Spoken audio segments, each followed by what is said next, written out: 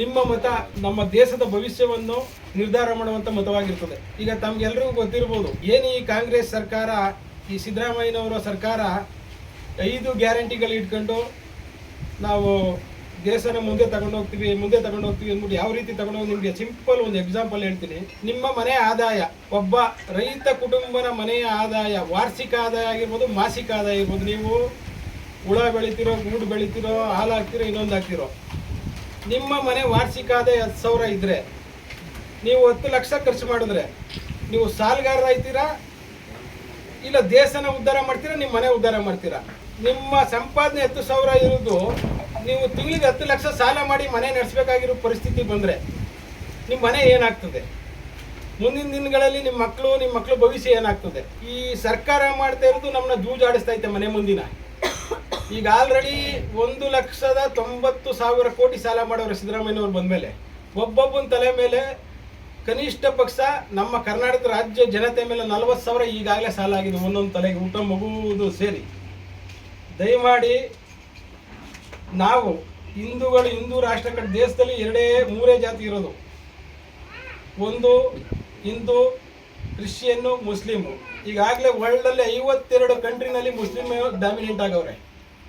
ಅದರಲ್ಲಿ ನಮ್ಮ ಸುಮಾರು 10 ದೇಶಗಳನ್ನ, ಹಿಂದೂ ದೇಶಗಳನ್ನ ನಾಶ ಮಾಡಿ ಮುಸ್ಲಿಂ ಕಂಟ್ರಿ ಆಗಿದೆ. ನಾವಿವತ್ತೆಲ್ಲ ಹೇಳ್ತೀವಿ, ಇಲ್ಲಿ ನಮ್ಮಲ್ಲಿ ಉಪಜಾತಿ ಮಾಡ್ಕೊಂಡು ನಮ್ಮನ್ನೇ ಹೊಡೆದಾಡಿಸುವಂಥ ಈ ದುರುದ್ದೇಶನ ಕಾಂಗ್ರೆಸ್ ಪಕ್ಷ ಮಾಡ್ತದೆ, ನಮ್ಮಲ್ಲೇ ಹೊಡೆದು ತಂದು ಇದು ಮಾಡ್ತದೆ. ಆಗಲಿ ಮುಂದಿನ ದಿನದಲ್ಲಿ DK ಶಿವಕುಮಾರ್ ಮುಖ್ಯಮಂತ್ರಿ ಆಗಲಿ, ನಮ್ಮವರೇ ಸಿದ್ದರಾಮಯ್ಯನೂ ಅವರೇ ಆಗಲಿ, ನಮಗೇನು ತೊಂದರೆ ಇಲ್ಲ ಅವ್ರಕ್ಕೆ. ಆದರೆ ದೇಶದ ಒಂದು ಪರಿಸ್ಥಿತಿ ಯೋಚನೆ ಮಾಡಿದಾಗ ನಾವು ದಯಮಾಡಿ BJP ವೋಟ್ ಕೊಡಬೇಕಾಗಿರುವಂಥ ಅನಿವಾರ್ಯ ಬಂದೈತೆ.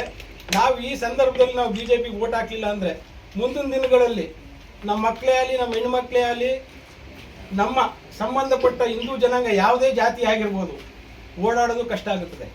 ಇದೊಂದು ನೀವು ದಯಮಾಡಿ ಮನದಲ್ಲಿ ಇಟ್ಕೊಂಡು, ಈಗಾಗಲೇ ನಮ್ಮ ಯಜಮಾನರೊಬ್ರು ಹೇಳ್ತಾ ಇದ್ರು, ನಮ್ದು ಹಾಲಿನ ದುಡ್ಡು ಬೋನಸ್ ಬಂದಿಲ್ಲ ಅಂತ. ನಿಮ್ಗೆ ಗ್ಯಾರಂಟಿಗೆ ಇಲ್ಲಿ ಹೋಯ್ತಾ ಇತ್ತಲ್ಲಪ್ಪ, ಗ್ಯಾರಂಟಿಗೆ ಇಲ್ಲಿ ದುಡ್ಡು ಬಳಸ್ತವ್ರೆ, ನಿಮ್ಗೆ ಹಾಲಿನ ದುಡ್ಡು ಬೋನಸ್ ಎಲ್ಲಿ ಬರ್ತದೆ? ಇದ್ರಲ್ಲಿ ದುಡ್ಡು ಕೊಡೋದು ನಾವು. ಈಗ ಆಯಿತು, ಎಲ್ಲರ ಮನೇಲಿ ಕುಡುಕವ್ರೆ. 30 ರೂಪಾಯಿ ಇದ್ದದ್ದು 90 ರೂಪಾಯಿ ಆಗೈತೆ. ಈಗ ನಿಮ್ಮ ಗಂಡನ ದುಡ್ಡು ತೆಗೆದು ನಿಮ್ಗೆ ಕೊಡ್ತಾರೆ. ನಿಮ್ದು ಇನ್ನೂ ಇತರೆ ಟ್ಯಾಕ್ಸ್ ನಿಮ್ಗೆ ಗೊತ್ತಾಯ್ತಾ ಇಲ್ಲ, ಎಲ್ಲೆಲ್ಲಿ ನಿಮ್ಗೆ ಏನೇನು ಟ್ಯಾಕ್ಸ್ ಕಟ್ಟಿಸ್ತಾರೆ. ಈಗ ಸೀರೆ ಆಗಿರ್ಬೋದು, ಈ ವಾಟರ್ ಬಿಲ್ ಆಗ್ಬೋದು, ನೀರು ಬಿಲ್ ನಿಮ್ಮಲ್ಲೇ ಎಲ್ಲ ಕಲೆಕ್ಟ್ ಮಾಡಿ ನಿಮ್ಮ ಮುಂದೆ ತೆಗೆದು ನಿಮ್ಗೆ ಹಾಕ್ತವ್ರು ಅಷ್ಟೇ. ಬಾಂಡ್ ಪೇಪರು 20 ರೂಪಾಯಿ 100 ರೂಪಾಯಿ ಆಗೈತೆ ಇವಾಗ. ದಯಮಾಡಿ ನಮ್ಮ ಮಹಿಳಾ ಸದಸ್ಯರುಗಳು, ಮಹಿಳಾ ಮಣಿಗಳಿಗೆ ನಾನು ಈ ವಿಚಾರಕ್ಕೆ ಒಂದು ಸಂದೇಶ ನಿಮ್ಗೆ ಕೊಡ್ತೀನಿ. ತಾಯಿ, ನಿಮ್ಗಿಂತ ಬುದ್ಧಿವಂತ ಪ್ರಪಂಚದಲ್ಲಿ ಯಾರೂ ಇಲ್ಲ. ನೀವು ನಮ್ಮ ಮುಖ್ಯಮಂತ್ರಿ ಚಂದ್ರು ಹೇಳ್ತೀರಿ, ಒಂದು ಮಡಕೆ 7 ರೂಪಾಯಿ ಮಡಕೆ ತಗೋಬೇಕಾದ್ರೆ 20 ಸಲ ಕುಟ್ಟು ನೋಡಿ ಮಡಕೆ ತಗೋತೀರಿ ನೀವು. ದಯಮಾಡಿ ನಿಮ್ಗೆಲ್ಲ ಗೊತ್ತದೆ, ಈ ಗ್ಯಾರಂಟಿ ಯೋಜನೆ ಎಲ್ಲ ಸುಳ್ಳು. ಇದು ಎಷ್ಟು ದಿನ ನಡೀಕಾಗಲ್ಲ. ಈಗ ನಿಮ್ಮ ಮನೆ ನಡೆಸೋ 1,000 ರೂಪಾಯಿ ನಿಮ್ಮ ಮನೆ ನಡೀಬೋದು, ಆದರೆ ನಿಮ್ಮ ಮನೆ 1,00,000 ರೂಪಾಯಿ ಖರ್ಚು ಮಾಡಿ ನಿಮ್ಮ ಮನೆ ನಡೆಸೋಕ್ಕಾಗಲ್ಲ. ಏನೋ ಅಮ್ಮಮ್ಮ ಮದುವೆನೋ ಇನ್ನೊಂದು ಮಾಡಿದಾಗ ಒಂದು ಸಾಲ ಮಾಡ್ಬೋದು. ಆ ಸಾಲನೇ ತೀರ್ಸೋಕ್ಕೆ ನೀವು ವರ್ಷಾನುಗಟ್ಟಲೆ. ದಯಮಾಡಿ ಹೇಳ್ತೀನಿ, ಇಂಥ ಗ್ಯಾರಂಟಿ ಯೋಜನೆಗಳಿಗೆ ಇವಕ್ಕೆಲ್ಲ ಸೊಪ್ಪಾಗ್ತಾನೆ. ಡಾಕ್ಟರ್ CN ಮಂಜುನಾಥ್ ಅವರು ಪಕ್ಷಾತೀತವಾಗಿರುವಂಥ ವ್ಯಕ್ತಿ. ಅವ್ರನ್ನ ಮೋದಿನೇ ಆಯ್ಕೆ ಮಾಡಿಕೊಂಡು ನೀವು ನಮ್ಮ ಪಾರ್ಟಿಗೆ ಬರಬೇಕು, ನಮ್ಮಲ್ಲೇ ನಿಂತ್ಕೋ, ನಮ್ಮನೆ ಮಕ್ಕಳನ್ನ ಕರ್ಕೊಂಡೋಗಿ, ಅವರು ಏನೋ ಒಂದು ಒಳ್ಳೆಯ ಉದ್ದೇಶದಿಂದ ಅವ್ರನ್ನ ಮಂಜುನಾಥ್ ಅಂತ ವ್ಯಕ್ತಿ ಈಗ ಹುಟ್ಟು ಮಗು ಏನಾದರೂ ಅಂತಂದರೆ ಅವ್ರಿಗೆ ಅಷ್ಟು ಸ್ವಾರ್ಥ ಇಲ್ಲದೆ ಇರುವಂಥ ವ್ಯಕ್ತಿ, ನಿಷ್ಕಲ್ಮಸವಾಗಿ ಜನಸೇವೆ ಮಾಡಿರುವಂಥ ವ್ಯಕ್ತಿ. ಈಗಾಗಲೇ ಅವ್ರ ಸಾಧನೆ, ಈಗ ನಾವು ಅವ್ರಿಗೆ ಓಟ್ ಕೊಟ್ಟು ಅವ್ರ ಸಾಧನೆ ನೋಡಬೇಕಾಗಿಲ್ಲ, ಇದಕ್ಕಿಂತ ಆಗಲೇ ಅವ್ರು ಮುಂಚೆ ಸಾಧನೆ ಮಾಡಿ ತೋರಿಸವ್ರೆ. ದಯಮಾಡಿ ನಾವೆಲ್ಲರೂ ನಮ್ಮ ಭರತ ಖಂಡದಲ್ಲಿ ಇರೋರು ಪಕ್ಷಾತೀತವಾಗಿ ಜಾತಿ ಮತ ಭೇದಗಳನ್ನ ಮರೆತು ಮಂಜುನಾಥ್ ಅವ್ರಿಗೆ ವೋಟ್ ಮಾಡಿ ಮೋದಿ ಕೈ ಬಲಪಡಿಸಿ BJPಯ ಒಂದು ಉನ್ನತ ಸ್ಥಾನದಲ್ಲಿ, ಒಂದು 400ಕ್ಕಿಂತ ಹೆಚ್ಚು ಸ್ಥಾನಗಳನ್ನು ಗೆಲ್ಲಿಸಲಿ. ದೇಶದಲ್ಲಿ ಮೋದಿ ಮತ್ತೊಮ್ಮೆ ಪ್ರಧಾನಮಂತ್ರಿಯಾಗಿ ಭಾರತ ದೇಶವನ್ನು ಭಾರತ ಅಂತಾನೆ ಉಳಿಸ್ಲಿ ಅಂತ ಹೇಳ್ತಾ, ಸಂವಿಧಾನ ತಿದ್ದುಪಡಿ ಅಂದ್ರೆ ದಯಮಾಡಿ ಇದೊಂದು ಅರ್ಥ ಮಾಡ್ಕೋಬೇಕು. ಸಂವಿಧಾನ ತಿದ್ದುಪಡಿ ಅಂದ್ರೆ ಹೇಳ್ತೀನಿ ಕೇಳಿ. ದಯವಿಟ್ಟು ಯಾರು ನನ್ನ SC ST ಜನಾಂಗದವ್ರು ಇದ್ರೆ ದಯಮಾಡಿ ಇದನ್ನ ಅರ್ಥ ಮಾಡ್ಕೊಳ್ಳಿ, ಕೇಳಿಸ್ಕೊಳ್ಳಿ. ಸಂವಿಧಾನ ತಿದ್ದುಪಡಿ ಮಾಡಿ ಹೊರಟಿರೋದೇನು ಅಂದ್ರೆ ಮೋದಿ ಅವ್ರಿಗೆ ಹೇಳ್ತೀನಿ, ಸ್ವಲ್ಪ ಆಲೋಚಿಸ್ಬೇಕು.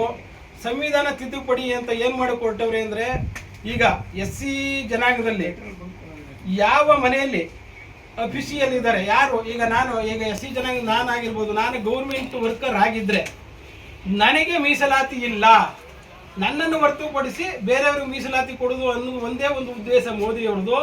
ಅವಾಗ ಆ ಜನಾಂಗದಲ್ಲಿ ಇನ್ನೊಬ್ರು ಕೆಲಸ ಸಿಗುತ್ತೆ, ಇನ್ನೊಬ್ರಿಗೆ ಅದೇ ಜನಾಂಗದ ಇನ್ನೊಬ್ಬ ಬಡವರಿಗೆ ಕೆಲಸ ಸಿಗ್ತದೆ ಅನ್ನೋ ಉದ್ದೇಶ ಬಿಟ್ರೆ ಇದನ್ನ ಕಾಂಗ್ರೆಸ್ ಸರ್ಕಾರ ತಿರುಚಿ ಮರಿಚಿ ಜನನ ಕನ್ಫ್ಯೂಷನ್ ಮಾಡ್ತಾ ಇದೆ. ದಯವಿಟ್ಟು ಯಾರು ಗೊಂದಲಕ್ಕೊಳಗಾಗಬೇಡಿ. ಮತ್ತೊಮ್ಮೆ ಹೇಳ್ತೀನಿ, ಸಂವಿಧಾನ ತಿದ್ದುಪಡಿ ಅಂದ್ರೆ ಏನು? ನಿಮ್ಮ ಜನಾಂಗದಲ್ಲಿ ಇರುವ ಸರ್ಕಾರಿ ನೌಕರನಿಗೆ ಹೊರತುಪಡಿಸಿ ಮಿಕ್ಕಿದ ಜನಕ್ಕೆ ಆ ಸೇವೆ ಸಿಗ್ಲಿ ಅಂತ ಮಾಡ್ತಾ ಇರೋದು ಹೊರತು ನಿಮಗೆ ಕೆಟ್ಟದಾಗ್ಲಿ ಅಂತ ಮಾಡ್ತಾ ಇಲ್ಲ. ದಯಮಾಡಿ ಇದನ್ನ ಅರ್ಥ ಮಾಡಿಕೊಂಡು ಮುಂದಿನ ದಿನಗಳಲ್ಲಿ ಎಲ್ಲ ಬಿಜೆಪಿ ಒಗ್ಗಟ್ಟಾಗಿ ಬಿಜೆಪಿಗೆ ವೋಟ್ ಮಾಡಿ ಮಂಜುನಾಥ್ ಅವ್ರನ್ನ ಗೆಲ್ಲಿಸಿ ಮೋದಿ ಅವ್ರನ್ನ ಬಲಪಡಿಸಿ. ನಮ್ಮ ಇಲ್ಲಿ ಯೋಗೇಶ್ವರ್ ಅವರು ನಮಗೆ ಹಗಲು ರಾತ್ರಿ ಎಲ್ಲ ನಮಗೋಸ್ಕರ ಅವ್ರ ಜೊತೆ ಜೈಮೂತು ಅವ್ರನ್ನ ಹಾಕೊಂಡು ಇಡೀ ಚನ್ನಪಟ್ಟಣ ತಾಲೂಕು ಬೆಂಗಳೂರು ಗ್ರಾಮಾಂತರ ಕ್ಷೇತ್ರ ವ್ಯಾಪ್ತಿ ಇಬ್ಬರು ಕೆಲಸ ಮಾಡ್ತವ್ರೆ. ಯೋಗೇಶ್ವರ್ಗೆ ಜೈಮೂತು ಅವ್ರಿಗೆ ನಮ್ಮದು ಒಂದು ಅಳಿಲು ಸೇವೆ ಸಹಕಾರ ಇರಲಿ ಅಂತ ಹೇಳ್ತಾ ಮುಂದಿನ ದಿನದಲ್ಲಿ ಎಲ್ರಿಗೂ ಒಳ್ಳೇದಾಗಲಿ ಅಂತ ಹೇಳ್ತಾ ನಾನು ಮಾತು ಮುಗಿಸ್ತಾ ಇದ್ದೀನಿ. ದಯವಿಟ್ಟು ಎಲ್ಲ ಬಿಜೆಪಿಗೆ ವೋಟ್ ಮಾಡಿ.